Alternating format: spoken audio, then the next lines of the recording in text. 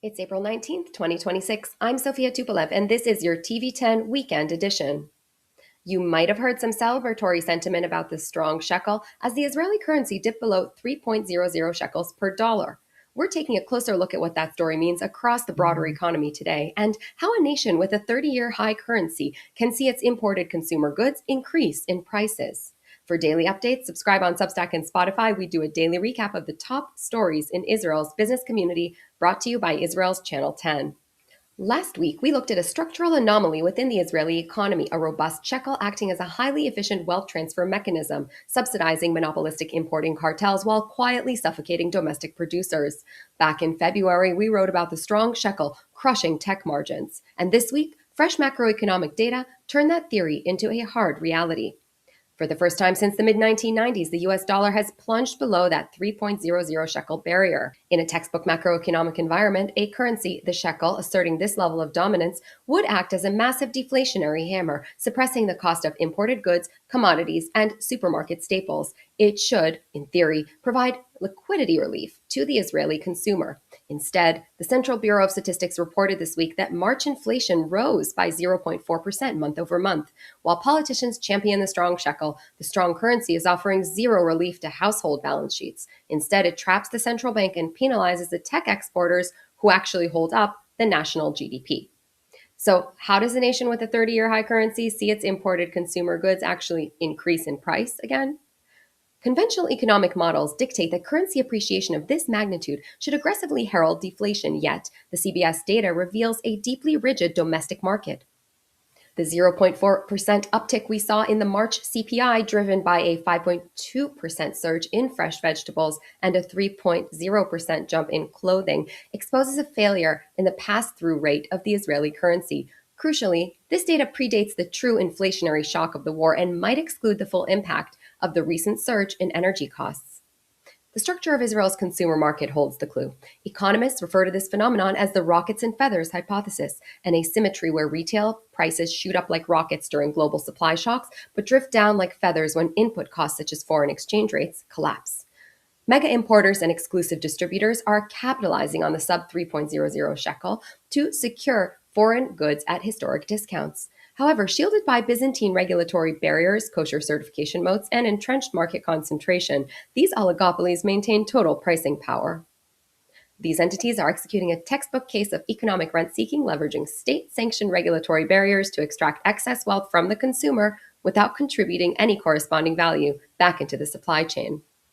So today, essentially, is instead of competing on price and passing on the currency dividend to the consumer, they're hoarding the margin differential. The sticky inflation currently punishing the Israeli consumer is no longer driven by global supply chain dynamics, but by local monopolistic friction. Earnings season will test this argument, so stay tuned. As the major food and retail conglomerates report their quarterly results, a glaring expansion in gross margins will serve as undeniable proof if the FX surplus is actually being captured entirely at the corporate level. For the Israeli consumer, sticky inflation is merely frustrating. For the Bank of Israel, it is paralyzing. The central bank has been effectively cornered into an impossible bind, tasked with navigating a classic stagflationary environment with a restricted toolkit. The CBS Business Tendency Survey released this week paints a harrowing picture of the domestic, non-tradable economy collapsing under the compounding weight of elevated interest rates and the geopolitical fallout of Operation Roaring Lion. The data is unequivocal. The retail and construction sectors have flipped into a negative growth territory. A staggering 89% of hospitality businesses cited the security situation as a severe operational constraint. And most tellingly, the net sentiment balance for micro-industrial enterprises, firms with under 10 employees, plummeted to negative 25.7. These SMEs are facing an acute liquidity crisis. The Ministry of Finance Accountant General implicitly acknowledged the severity of the threat this week by rushing the launch of the Lions Track State Guaranteed Loan Fund, offering prime plus 1.7% and critical grace periods. But this is a fiscal band-aid, a debt-driven forbearance measure designed to front-run a wave of insolvencies. What the SME sector actually may require is monetary easing. They need the Bank of Israel to cut the benchmark interest rate to lower their crushing debt servicing costs. But the BOI cannot pivot to accommodation. The stubborn 0.4% month-over-month CPI print, combined with a highly alarming 5.9% spike in new residential rental contracts, strictly prohibits a rate cut. To lower rates now would risk unmooring inflation expectations entirely. Consequently, the Bank of Israel is forced to maintain a restrictive monetary stance, actively suffocating the domestic economy to fight inflation that is largely driven by structural monopolies and housing supply deficits. And how does this affect our tech sector? Israel continues to attract formidable cross border capital flow, evidenced this week by Palo Alto Networks finishing its strategic acquisition of the Israeli AI defender Koi and Eagle NXT's 10 million equity injection into defense drone manufacturer Third Eye Systems. Yet, beneath these headline grabbing transactions, the day to day operational reality for Israeli exporters is deteriorating due to a severe currency mismatch. Global tech contracts and M&A valuations are universally denominated in US dollars. To understand the sheer scale of this currency drag, we can look at the recent M&A market. As an example, when Google acquired Wiz for $32 billion on March 18, 2025, that capital injection was worth roughly 115 billion shekels to the local ecosystem. Today, at a sub 3.00 exchange rate, that exact same $32 billion valuation yields just 95 billion shekels. That's a staggering 20 billion shekel difference. And that's a contraction in local purchasing power, wiped out by foreign exchange mechanics alone. While repatriated top-line revenue shrinks, operational expenditures remain firmly anchored in the expensive shekel. For US-based multinationals operating massive R&D hubs in Israel, the math is becoming untenable. These tech giants fund their global operations in dollars, but pay their local workforce in shekels. With the exchange rate plummeting, the dollar cost of maintaining those Israeli payrolls just spiked by tens of percentage points. Given that Tel Aviv software engineers are already among the highest paid in the world, this severe currency shock threatens to completely erase the cost benefit of hiring locally. If the dollar shekel pair remains depressed, multinational tech firms and local unicorns could accelerate the offshoring of R&D headcount to cheaper jurisdictions to protect their margins.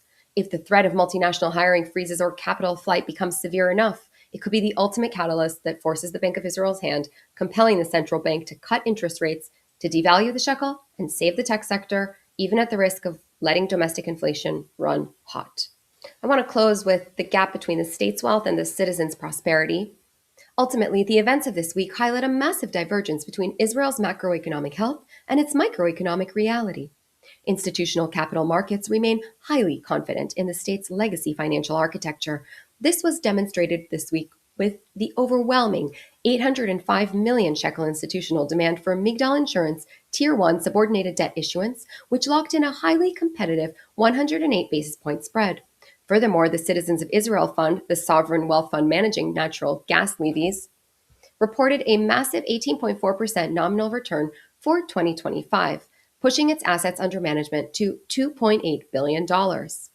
Or foreign credit rating agencies like Moody's and S&P, a 2.8 billion sovereign gas fund and a fortress-like currency signal long-term fiscal discipline. The sovereign balance sheet is, by all metrics, resilient.